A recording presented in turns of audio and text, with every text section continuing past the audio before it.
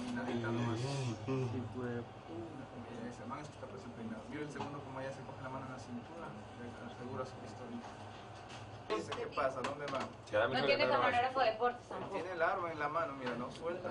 Mira cómo miran a los lados, tapiñados con bolas, capucha. ¿Qué tanto demora todavía eso? Digamos un poquito más. Unos segundos. Ya. Aquí mi amigo está desesperado. Para mandar la cámara. Pero si se van con esta cámara Ahora, y. por eso, pues, pero la idea, pero tiene que terminar de hacer eso. Sí, ya está, ya terminó. Eso mismo pensé yo, que tal vez ustedes podían dar. Mira, ¿ves? Esta es la puta, mira pobre Paquito cuando saca la madre. Ahí sale un tiro.